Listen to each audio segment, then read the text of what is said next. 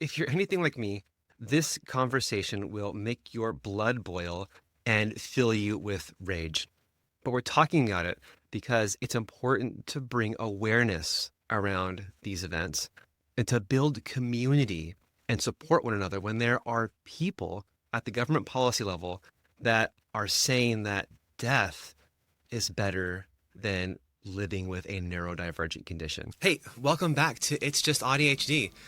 Today we've got an interesting episode. It's a little heavy at times, but we're looking at correlation versus causation. And today we're going to delve deep into the critical discussion surrounding correlation versus causation, particularly in the context of ADHD and autism. We're going to address some of the misinformation stemming from recent comments by RFK Jr. and explore the implications of flawed studies and the role they play in shaping public perception. We're going to examine some of the key studies linking acetaminophen usage during pregnancy to autism and ADHD, critically analyzing the methodologies and findings. We also highlight the historical and ongoing challenges faced by the autistic community, emphasizing the need for proper scientific and rigor and a deeper understanding of neurodiversity. And trigger warning, we talk about some of the upsetting consequences that take place from creating a registry that track people and some of the historical harm that's happened within the autistic community at the hands of Nazis. So before we begin, I just want to remind you that this podcast is for informational purposes only and should not be considered medical advice. It is not intended to replace professional medical care. We are not doctors. We don't claim to be. We are just a couple of nerds who find this information and this research really fascinating and we want to discuss it, but please keep your medical decisions between you and your doctor and keep us out of it.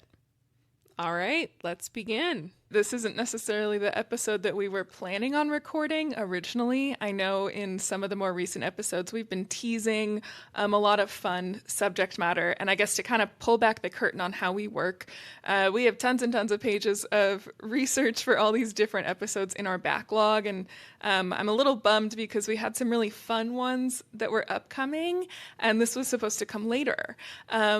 But because of the comments that have come out from RFK Jr. recently about autistic people and how he's going to find a cause, we felt like this needed to be pulled forward.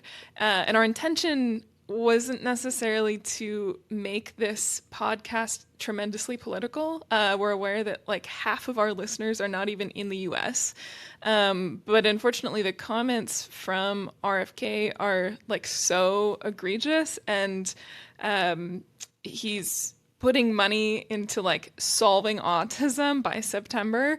It starts to affect not just Americans, but the world itself, because now you have a government entity that is pumping money into spreading misinformation. And so this was supposed to be just more of a sort of interesting episode about correlation versus causation.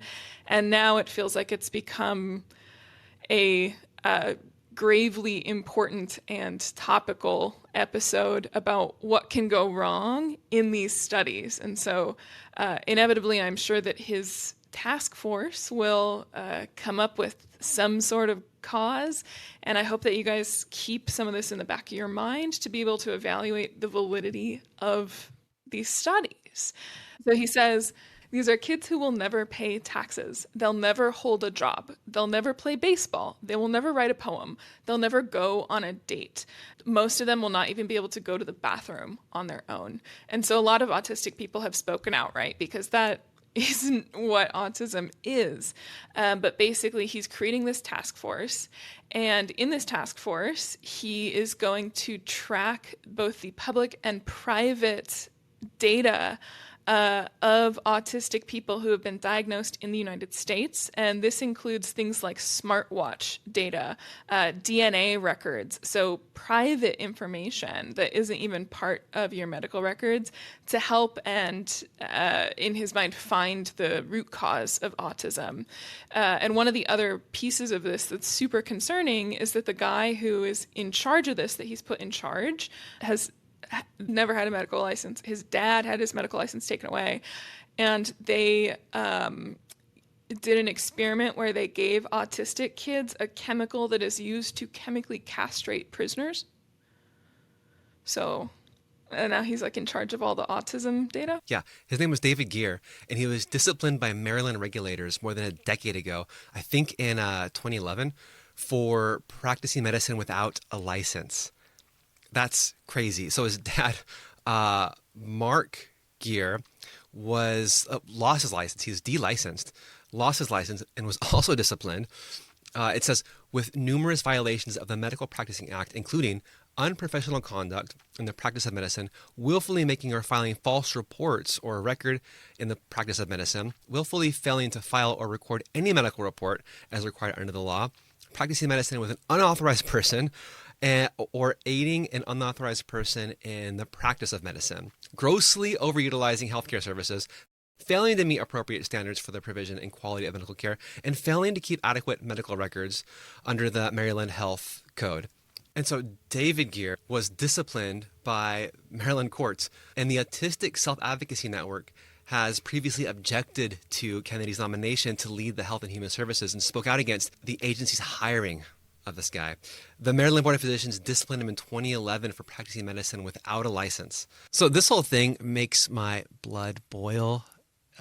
It's so alarming for so many different reasons. It's so dismissive of what it's like to live with a condition like this that is like not at all the way he's describing it, right? It's like the way he's describing it is not how people with autism live. And also it makes it sound like there's something wrong with all those things. There's something wrong with autism, like it's the worst thing you could possibly have. But like, well, and I love that the first thing he mentions too is they'll never pay taxes. Right. So that's just wrong. And the way he's describing it, it's like he's talking about something else. He's talking about like some other more severe disability. And he's just completely misinformed. I work with so many engineers who are great at their job that have an autism diagnosis. I've worked with so many designers in the past. Like Elon Musk himself has come out and said that he is on the spectrum, right? And the whole idea of like creating a registry and finding people, and the sad thing is like, what does he want to do? Because this isn't, we don't live in America. We don't live in a system in which we want to find out what's wrong so we can provide better resources. There's a lot the government can do to provide better resources to help people with programs which they have defunded. That's the point. That's it right there. And that's why it's so infuriating. There are programs that they have defunded. Instead, they're pouring money into cataloging people with autism. And for what? To do well, and what the with? for what I think is the most chilling part, because Yeah. regardless of your support needs, you have certain basic fundamental human rights, regardless of whether you pay taxes or whether you're able to throw a baseball or even whether or not you're able to go to the bathroom on your own. You still deserve human rights. And so the guy that he put in charge of this, so it's Dr. Mark Geier. I'm not sure if I was saying his name right, but him and his son had, and by the way, his medical license has been revoked, and his son never had a medical license, but they opened up this clinic. And it's based on this theory, which is unsupported, that autism is caused by testosterone and mercury. So they want to lower the testosterone, so they gave them a drug called Lupron. And so there's a quote, he goes, Lupron is the miracle drug. And they developed the Lupron protocol, where these people claim they've found miracle cures. And they tend to give medications to young kids, and the parents will see these tremendous jumps in their child's ability. But the thing is, again, I guess back to the whole central thesis of this episode, it's correlation and not causation, because it's actually their child hitting normal developmental milestones. Every kid is different. They might go from not being able to read to being able to read, rapidly. For unmedicated kids who are just developing, that's just part of childhood development. And so when they'll give these like crazy drugs to kids, the kids will develop normally and the parents will attribute it to these crazy drugs. And so then people are like, oh, it's miracle working and stuff like that. The really scary thing with Lupron is that it is the chemical that is used to chemically castrate sex offenders. And so these kids have these just horrific potential side effects around bone density, around their heart health, like long-term health is being jeopardized by this untested treatment.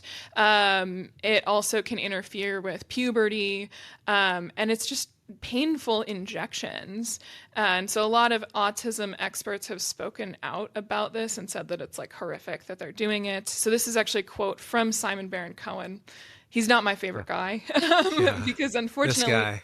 Simon Baron-Cohen was the one that came up with the extreme male brain theory. And this is one of the lovely episodes that's in our backlog that we haven't gotten around to making yet, that I do want to dig a lot deeper into this sort of unsupported theory. But Simon Baron-Cohen is a pretty big deal in the autism community. He's the one that wrote the autism quotient, which is the part of the diagnostic criteria, which I disagree with the way he wrote it, but I don't think he's like a bad dude. I've gone on my whole like journey doing research for the episode that I want to air.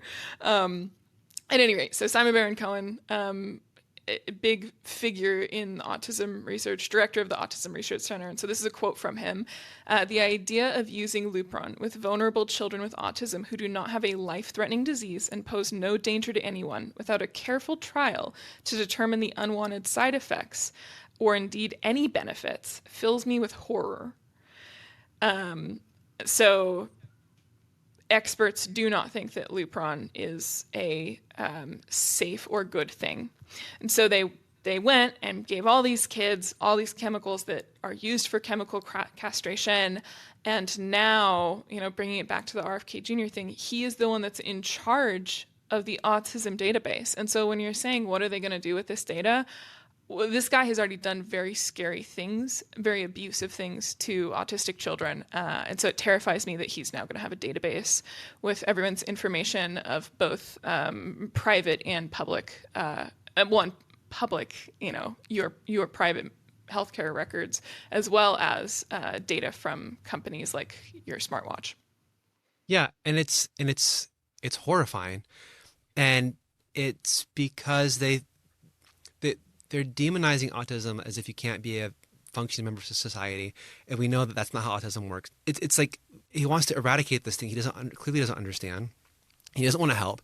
And you said something a minute ago that I think is really important, which is like we all deserve basic human rights. So even if it's autism or not, if you have a severe disability and you need help with things, that doesn't mean you should be like chemically experimented on. It means like you deserve human rights and like you deserve to live a full life, and you probably need resources, and we all need resources and help in different ways.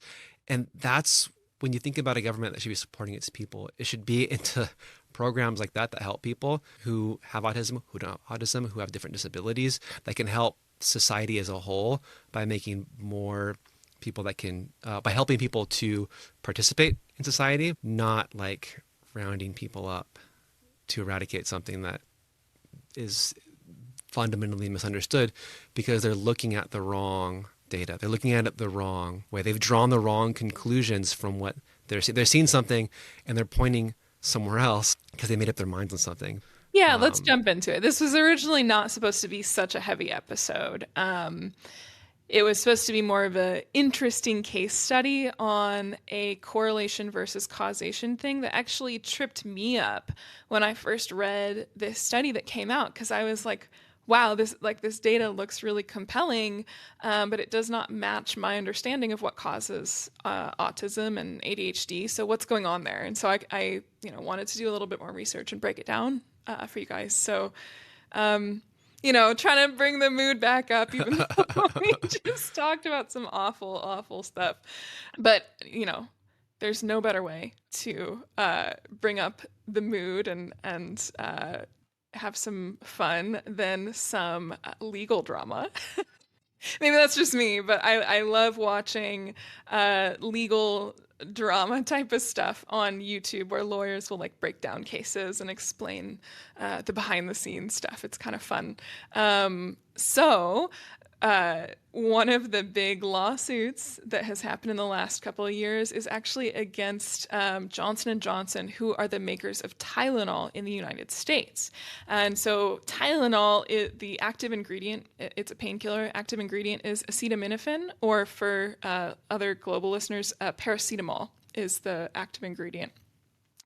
And so there's been a number of studies showing that mothers who take acetaminophen or paracetamol during pregnancy are more likely to have kids with ADHD and or autism. So what's happening there? So that's super interesting. What are these studies like? Where's that correlation coming from? Yeah, so obviously, medications have to be researched before they're released to the public. There's varying rigor and standards in different countries, but overall, there's kind of this global consensus that acetaminophen is safe, or Tylenol.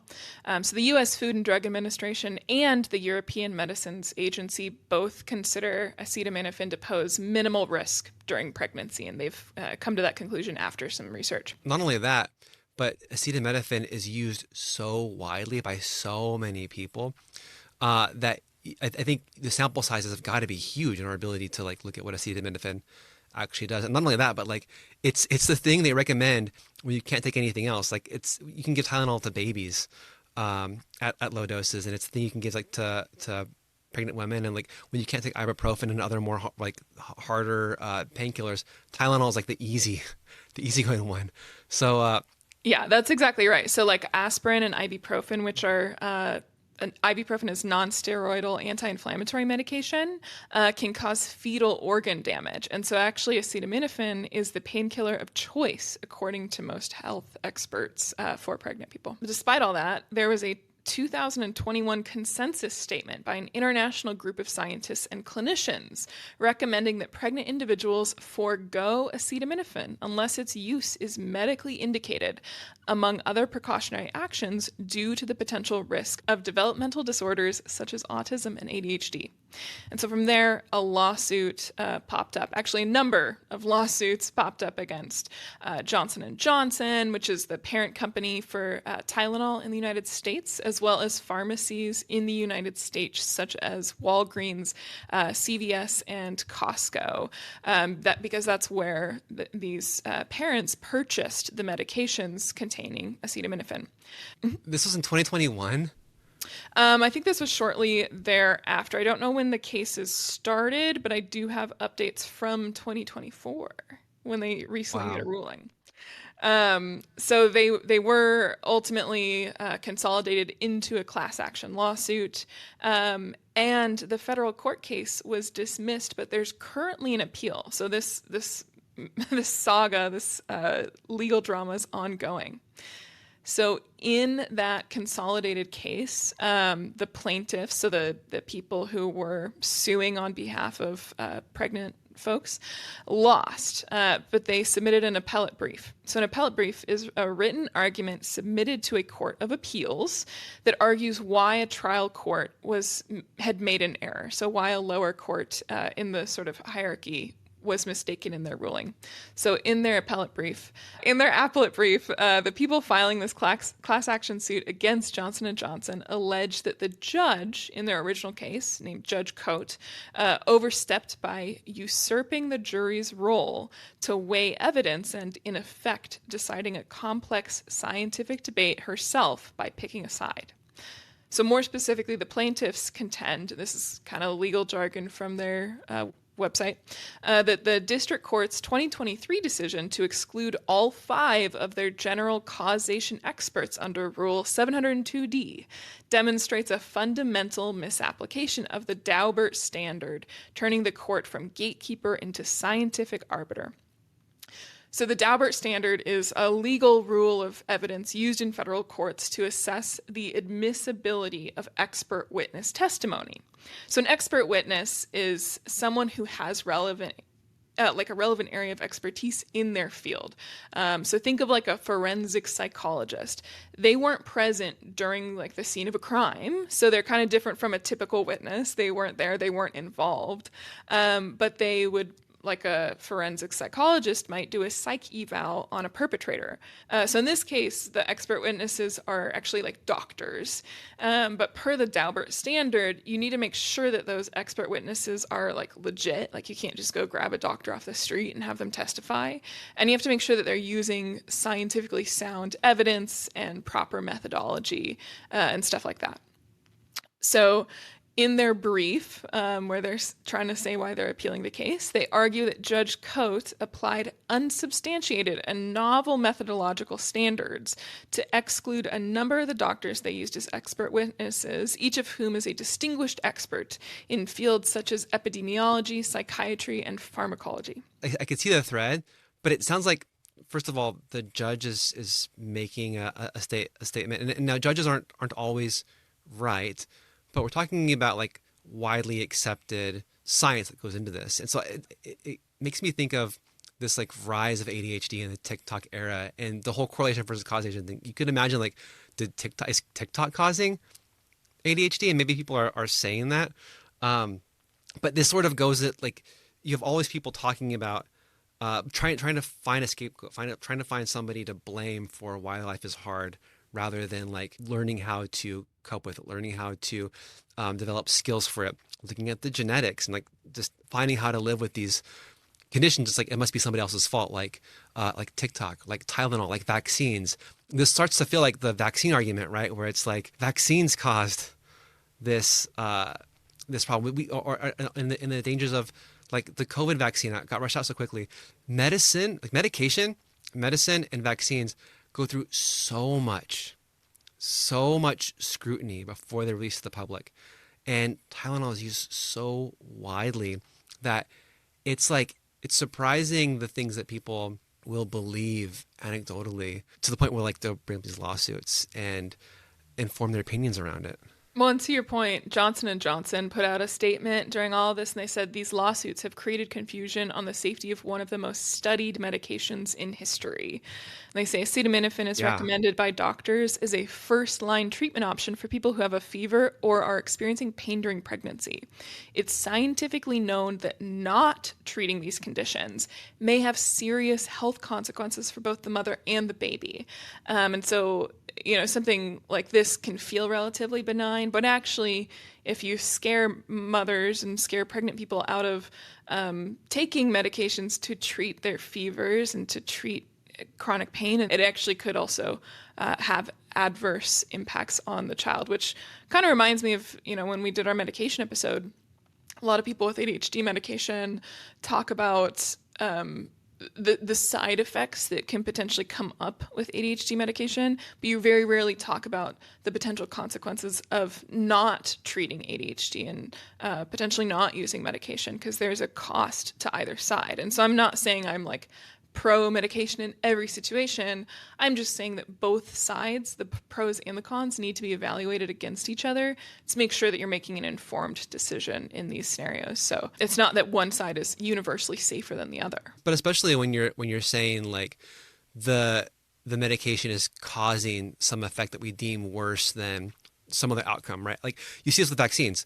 People complained about the COVID vaccine, or all the anti-vaxxers that are saying vaccines are like giving their kids autism or ADHD or whatever, when not having access to the vaccine actually does create a lot more public health risk, right? Like not having access to a COVID vaccine can be deadly. And we saw this play out recently with, what was it, measles? Yeah.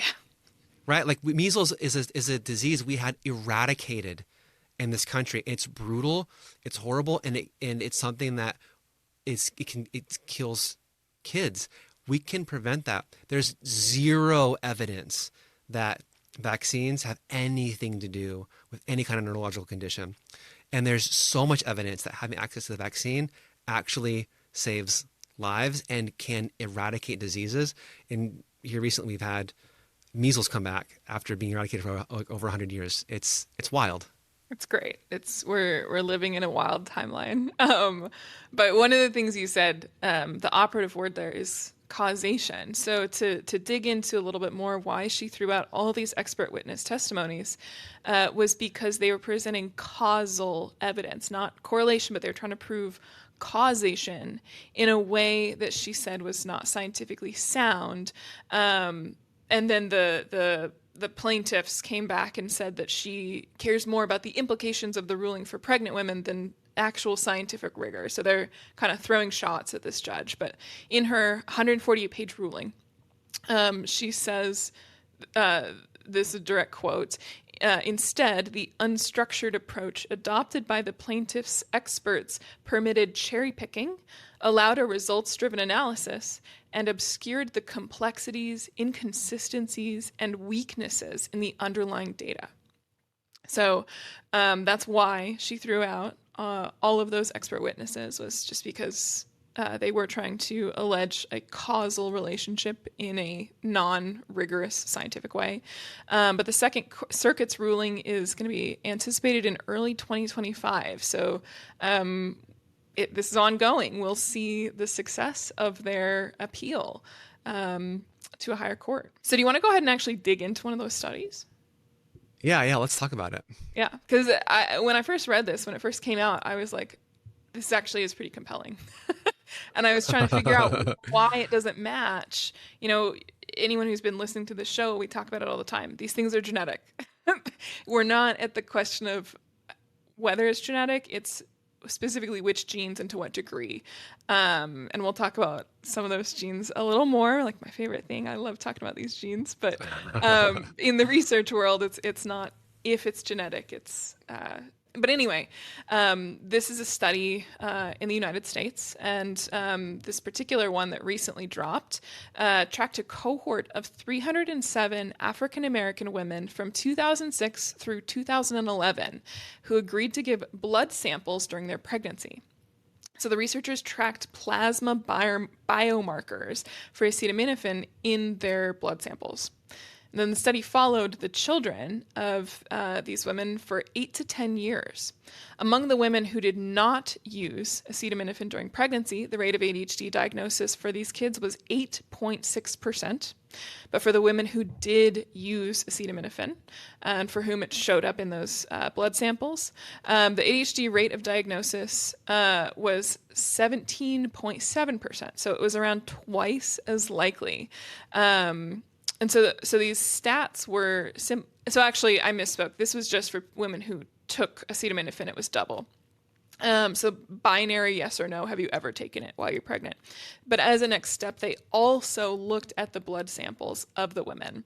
And so for the people who both took it and it showed up in your blood sample, in the plasma sample, they had a 3.15 times higher likelihood of an ADHD diagnosis. So basically, if you take acetaminophen at any dose, it doubles the ADHD rate. And if you take enough for it to be present in the blood, it triples the ADHD rate. This sounds compelling, right?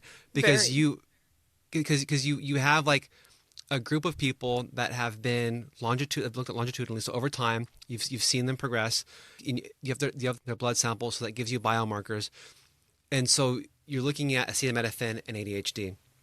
I'm curious where this goes, though, because my initial reaction is thinking through this is like, those are two data points, right?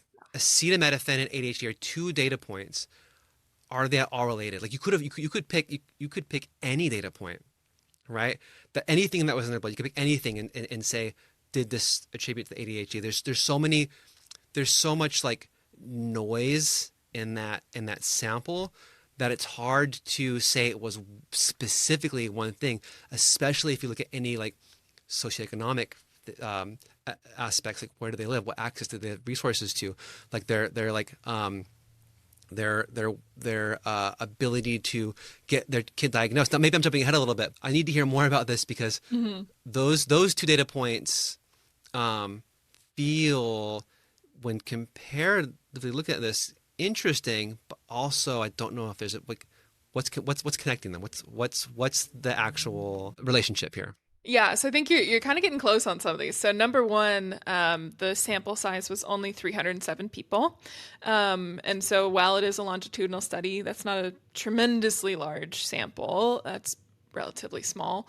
Especially when you think of like the millions or billions of people that take Tylenol every day. Yeah, You're basing something on 300 people. yeah. And there's another detail. I don't know if you caught it when I first said it, because I said it fast, but the study was conducted exclusively on Black women. Now, the head researcher in a public statement said that this doesn't matter, and the results can be extrapolated to the entire population. But John, I disagree. Can you think of a reason why it actually does matter that they exclusively studied Black women? We don't know what these women have going on in their lives. We don't know their diagnosis history. And historically, haven't Black women been the most underserved and understudied community? I mean, the medical industry hasn't always been the kindest to Black women. And because of that, don't they have like the lowest diagnosis rates for like a variety of reasons? And for one, they're just less likely to have a diagnosis or seek out a diagnosis, and there's so many other factors that could make it complicated. So yeah, so you kind of hit the nail on the head. Like Black women have historically been tremendously understudied and underserved by the medical community. And so, I'm thrilled that we're now seeing these studies come out, but one of the unfortunate consequences is that Black women are one of the most underdiagnosed demographics in America today for ADHD and autism. Doesn't mean that they don't have it. They're just the least likely to get an accurate diagnosis, because we know that people of color are less likely to get diagnosed. We know that women are less likely to get diagnosed. That intersection, their odds of getting diagnosed, especially in childhood, a number of years ago, very, very low. And so what's likely is that many of these mothers in the study who were taking acetaminophen and have a child with ADHD or autism may themselves have ADHD or autism and have just gone undiagnosed their entire lives.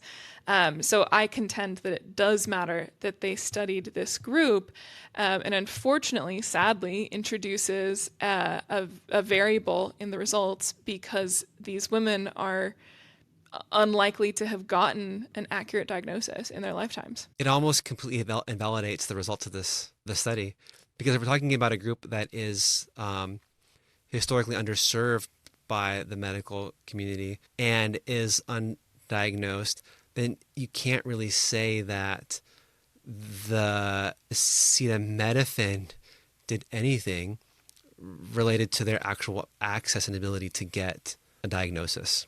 And this is not the only study that has shown this. So I want to make that clear. There have been many, many studies that have shown a connection between ADHD, autism, and acetaminophen. But there's something interesting about that.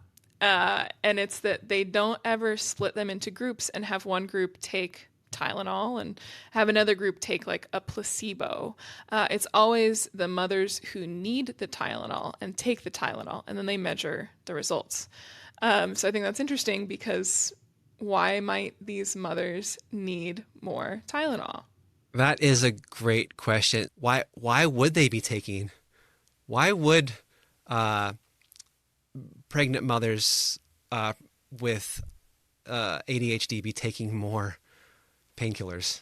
Right. So let's talk about, why does one take acetaminophen? You take it for infection, you take it for fever, you take it for migraine, or you take it for pain from something like an autoimmune disease. So let's chat about migraines.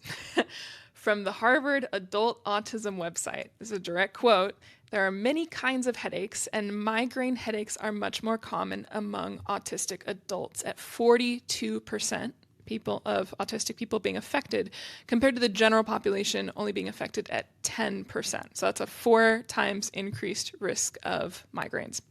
As with the general population, females are 3 times more likely than males to experience migraines. So autistic females are especially prone to these type of headaches." And then, so that's the autism side. So if you're an autistic woman, you are very, very, very likely to be impacted by migraines, something that is treated by acetaminophen. From the ADHD side, one study estimates that migraines occur with ADHD in about 35% of the time in adult patients. So both autism and ADHD are a risk factor, again, compared to the general population, only experiencing them about 10% of the time. So migraines, huge risk factor for why a pregnant woman might need acetaminophen. John, do you have migraines? I get migraines weekly. Yeah, all the Yeah. time. Yeah. Yep.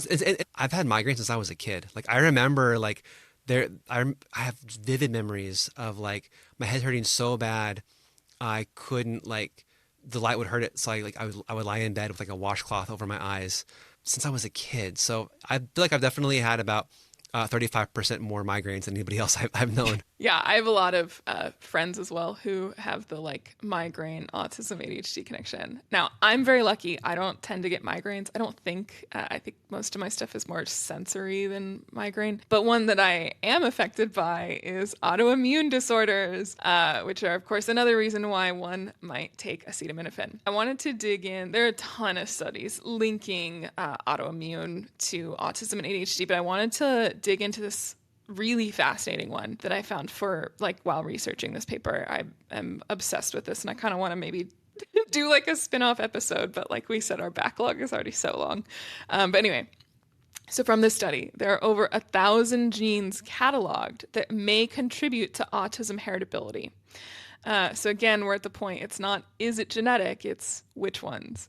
A study in 2021 looked at all of the known autism genes and all of the known autoimmune genes. And they found significant overlap in genes belonging to the mTOR pathway. So mTOR stands for mammalian target of rapamycin. So kind of a mouthful, but basically it's the main driver of cellular growth, and too much or too little can cause problems. But atypical mTOR has been implicated in numerous autoimmune conditions. So the researchers initially became curious about this connection because both autism and autoimmune conditions are exceptionally heterogeneous in both genetics and presentation, even though they're both so highly heritable. So you hear it all the time. You know, if you've met one autistic person, you've met one autistic person. And we see it with this concept of autism being a spectrum, right? Like autism doesn't look the same in any two people. It's the same thing with autoimmune. It doesn't look the same in any two people. And so they kind of went, that's interesting. Even though it's genetic, why is it so different in so many different types of people? So they looked at a bunch of distinct types of mTOR genes to see the overlap. So the study found that whole mTOR signaling network genes, so basically the genes that are directly part of this mTOR pathway, make up about 4% of autism genes and 3% of autoimmune genes. So notice those numbers are really similar, right? Next, they looked at mTOR modulated genes. So these are genes that are not directly part of the mTOR pathway, but their mRNA, so their expression, whether they turn on or off, appears to be exceptionally sensitive to changes in mTOR activity. So basically like genes that are really sensitive to mTOR. And they found that these genes make up 31% exactly of both autism and autoimmune genes. So similar numbers again. Finally, they looked at vitamin D sensitive genes, so genes whose expression is regulated by vitamin D3, and they found that those make up 20% of autism genetics and 23% of autoimmune genetics. So basically, this is strong evidence that there may be a variant or subset of autism that doesn't include intellectual disability, because they looked at that and there was less overlap with the autism genes that contribute to intellectual disability. But they think that this sort of variant of autism comes with autoimmune dysfunction because it shares the same mutations along the mTOR signaling pathway. So this means that autism and autoimmune are simultaneously both have pleiotropy and are polygenic in their inheritance pattern. So pleiotropy, that's kind of like how the red-headed gene can also make you less sensitive to anesthesia. like redheads are kind of an anesthesiologist's worst nightmare because they keep waking up during surgery, and it makes you bleed more and stuff. So that's pleiotropy. That's one gene controlling multiple outcomes that seem unrelated. And then polygenic just means that there are a bunch of different genes that contribute to the expression. So as we said, autism and autoimmune, there's not one smoking gun singular gene. It's the amalgam of a whole bunch of different genes working together to cause this. And so basically they're saying a lot of these genes might share the same pathway. And so that's where you get these outcomes where it's both autism and autoimmune. So basically, you're saying if you're neurodivergent, you probably need acetaminophen, Yeah. right? There's enough going on there that life is painful in many ways, and so you probably are taking more of it. And pregnancy is painful. Like, that's incredibly painful and uncomfortable for Yeah. neurotypical women. But yeah, if you have migraines, if you have autoimmune disorders, and, you know, one of the other things we didn't go into as much is that you take acetaminophen for fevers, right? Well, autistic and ADHD people have altered immune pathways. And so some of us may be immunocompromised because of this overlap with autoimmune genetics. So you're more likely to contract illnesses that would cause a fever and mean that you need acetaminophen. So yeah, basically everything's working against you, and you probably are going to need acetaminophen if you get pregnant. Yeah, yeah. Well, it's just crazy too, hearing you talk through the science behind that, and just like even the possibility of attractive autism that is more like, how did you say it represented Basically, physically, they were right? kind of saying that there are multiple variants potentially where you have like one, I'm calling it flavor. I don't know if that's like the best term, but like one flavor of autism is more associated with like intellectual disability. And then another sort of variant, it's probably a better word than flavor, another variant is more commonly associated with autoimmune. But again, because it's polygenic, there are thousands of genes that are controlling it, and so your exact expression is likely dictated by the combination of genes that you inherit. It's seeming like certain genes control certain traits with respect to autism, and so it's not to say that they're like mutually exclusive. They're just sort of proposing that there's a type of autism that where these genes are very strongly associated with autoimmune inheritance as well, because it shares the same pathways. Well, and it's interesting if you like take a step back a little bit too, and think about neurodivergent like as a category, right? And you think about ADHD, autism, even other things like dyslexia and like obsessive compulsive, right? If you think about even sensory processing disorder, we're all going to experience things differently, but there's going to be some common overlap. Exactly. And it explains why, you know, we all have different expression of particular traits because they're probably driven by different genes. But then there's also linking and commonalities because basically not every gene is inherited independently. Like there are particular genes that tend to couple together in their inheritance pattern. Like if you have gene number one, you're also more likely to have gene number two. Then it's not a strictly independent inheritance. And so that's also highly likely for why we can be so diverse, but also have certain sort of common links, if that makes sense, because some of these genes are sort of changed together, but then there's also an independent inheritance too. Yeah, it absolutely resonates, and I definitely it's something I feel like I can feel We're the more same than but anything. different. Yeah, exactly. Yeah, exactly. So let's talk now about a study out of Sweden that was looking at the same thing. They were trying to evaluate whether acetaminophen is safe. But this study was conducted a little bit differently. So you remember our sample size for that American study was pretty small. This one is a very large one. We love Sweden. They do these like nationwide cohort studies where they look at the data of the like entire population. So, you know, as compared to like the way that RFK Jr. is doing it, this is a more ethical way because they're not putting people in charge who have literally given kids castration chemicals. Um, it's a more impartial way to do a population study.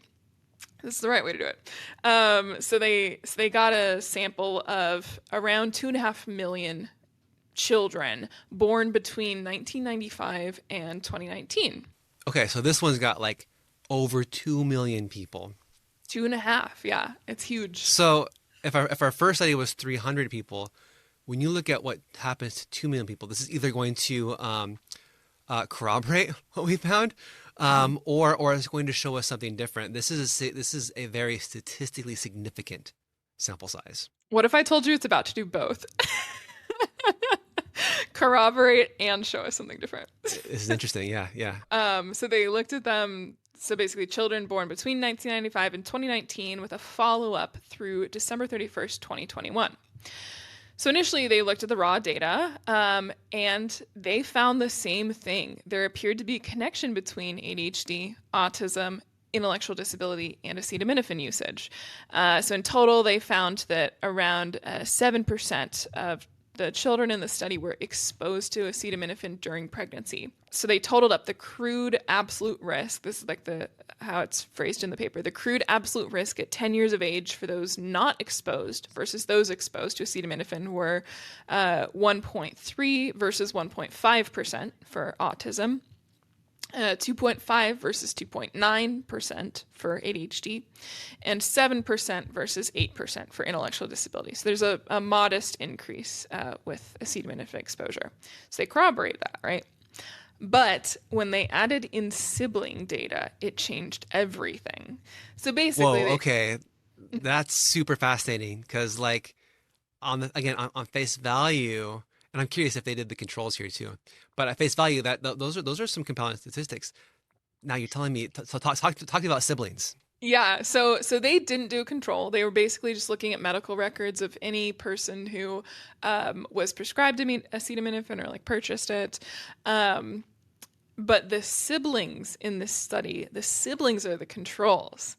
So they looked at parents who had multiple children, and they compare the ADHD and autism rates in the sibling for parents who took acetaminophen for both kids versus parents who only took it for one of the two kids. So they found that the higher rate of ADHD and autism with acetaminophen usage was negated entirely when you look at siblings. Wow. So the siblings are the controls. So like again on at face value, those statistics are compelling, but when you introduce this is why having a control is so important in a study like this. And this is something that when they're testing medication, they have controls. They have all these different ways for looking at the efficacy of medication and vaccines. So what they find? So they had the control, and it negated the initial findings. Same rate for the siblings, basically. So they said that you can conclude basically like it's likely genetic. They didn't necessarily, this study can't assert whether or not there are environmental factors at play as well. But basically, they were like it's not the acetaminophen. Like we can kind of say that with a fair degree of confidence. From this study, you actually can a conclusion you can make is acetaminophen did not cause the ADHD. In fact, there's a stronger case that it is genetic. There is you actually start to have correlatory evidence that genetics do play a role. Right. And, of course, it's bad science to make any conclusion off of one single study. And so we can't make any solid conclusions, but we can kind of look at the relative strengths and weaknesses of both of these studies. So the American study, they had criticized this study because they didn't take plasma blood samples. And so that's true. They said that this study is more prone to misreporting or underreporting of how often someone took acetaminophen, and it wasn't dose sensitive. So those are all totally fair critiques. When you're talking about over 2 million people, like 300, their 300 people would fall within the margin of error for this study. Right. So that's the flip side. So they criticize this study because of some of the methodologies, and that's fair. That's, again, you can't make any conclusions off of any one single study, right?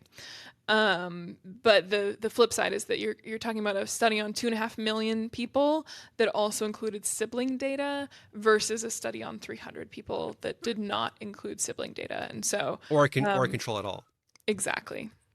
Exactly. And so these match the findings in other studies as well that have been done internationally. So the Avon longitudinal study of parents and children found that birthing parents' ADHD polygenic risk was associated with acetaminophen use in pregnancy. So that was one study that was showing the inverse, not that acetaminophen caused ADHD, but that ADHD caused acetaminophen usage. That tracks.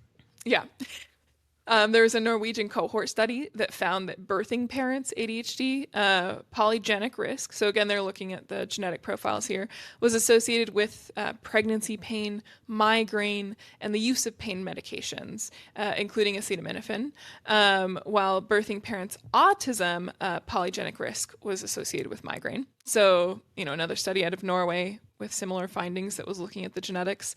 And lastly, there's a Japanese study that found that the birthing parents' autistic traits were associated with a higher degree of antenatal pain. This one is like, it's so interesting because when you're forming an opinion or a decision based on something that's been shown to you, given to you, even like if you're just scrolling through TikTok and you see things that, oh, this looks like what I have, so I must have this thing. Like, what's great about TikTok is it exposes people to these things. So the reason we're seeing a lot more ADHD and autism diagnosis in this era, it's just because we have better resources for finding it than we ever had before.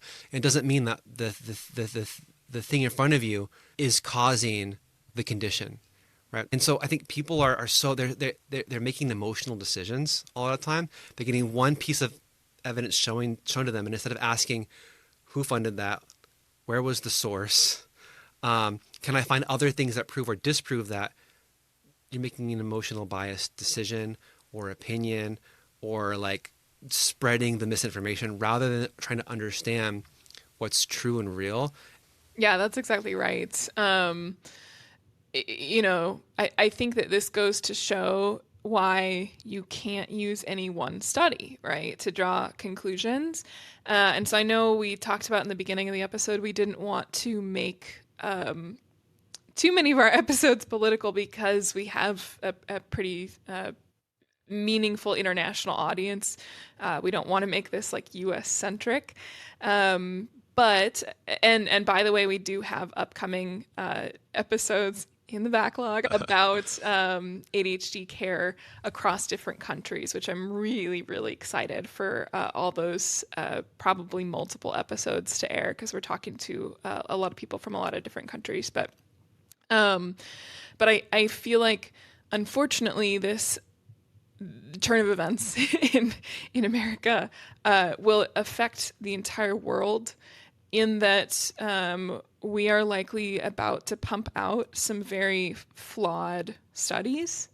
And if people are not cautious at evaluating the criteria, the methodologies used in these studies, how they draw these conclusions, or find things that disprove what you're looking for and then evaluate it objectively. And so it's like, when you're looking at the numbers, it totally depends on who's interpreting that and how they're using the outcome. So I feel like the world is going to need to have more fortitude and caution when looking at some of this research. And so, I hope that everybody looks at future studies with an equally critical eye and goes like, I wonder what else could have caused this. Like that is the crucial question as a researcher, is I wonder what else could have caused this. It's very hard to prove that something did cause something. All you can do is continuously prove that something did not cause something. That is the more powerful approach in research, is to show, hey, this isn't caused by this. And the saddest thing about all of this is that we're talking about demonizing conditions that people have to live with that are not as harmful as they're making it out to be, right? They're doing these studies to find out that things are causing autism and causing ADHD, as if there's something so wrong with living with these conditions that something must be causing it. Instead of saying we have a very diverse population and people have different conditions, people have different neurodiversities, people have different ways they live, and some people are going to be disabled in ways that need support. So we should invest our resources into finding ways to promote equity and help people and have a meaningful society that we can all engage in. Well, and I think sometimes the autistic community can come off as being overly skeptical. And this was a topic we talked about earlier. I think Black people in America sometimes come off as being skeptical of the medical system. And what you have to keep in mind is that there are very good reasons for the skepticism for both parties, right? Black individuals have definitely been exploited by the medical system and used for experimentation, as have autistic people. Like going back to even during Nazi Germany, Hans Asperger, which is why we don't call it Asperger's anymore, knowingly killed a lot of autistic kids. He would determine which ones were good enough to keep alive because their brains were good at systemizing, and the ones that were not, they sent them off to concentration camps to be killed. And so there's a pretty long legacy of experimentation and stuff done on autistic kids and autistic adults. As we talked about, there was the giving of medications that chemically castrate you just because. So there's just this very long legacy. I mean, even RFK Jr., his grandfather lobotomized his daughter, so that that's in their family, that they kind of look down on people who are whose brains are different. So it's kind of horrifying. And that's why, like, even the registry and tracking people is so scary, because we're talking about, like, within relatively recent history, Nazis performing life-ending experiments on people in the autistic community. So yeah, it is scary. There are even very high rates of even the quote-unquote treatments being bad, right? Like there's this very long legacy of like caregivers are far more likely to be physically abusive to autistic kids, for example. And that's part of why people don't like Autism Speaks as a company, even though they are the biggest autism charity, unfortunately, because they have gone to court to help support the parents who physically abuse their autistic kids. Wow. So even if you're not talking about a medical context necessarily, autistic people get abused by these systems. And so we tend to be more sensitive, I guess, about who has our data and what they're doing with it and why they're trying to study us, because I think we get treated like zoo animals quite a lot. So all that is to say, like, when we're, as the public, looking at any study or trying to form opinions or decisions or anything, it's so important to look at the underlying, try to cross-reference it, look at where it's coming from, and be able to like make good decisions based on good data sets. And like, again, it's sad because like, if you all of this framing makes it sound like we have to find what's wrong with autistic people, because it sounds like autism is like this horrible thing to live with. But if you're out there and you have a neurodivergent condition, if you have ADHD, autism, I hope that you're okay. And having a neurodivergent condition isn't a death sentence. And it's unfortunate that we have to frame things in this way. Yeah, I think it's if you aren't struggling, it sucks that people are making you out to have this horrendous condition, and if you are struggling, you deserve support and not demonization, and this is really detracting from the concept of providing support, and is really feeding into this idea that we should just be like eradicated, which is pretty horrific. Remember to always use a critical mind when you're looking at studies, and above all else, ask yourself the question, what could have caused these results? What else could have caused these results? That's how you have proper scientific process. Well, thank you so much, Tara. This has been an interesting one, so thanks for putting this all together. Yeah, I wish it would have been a more fun one. It was supposed to be a little bit more lighthearted, but we will be back soon with more fun content, more lighthearted content. Yeah, so thank you so much. Thanks for listening, and see you next time.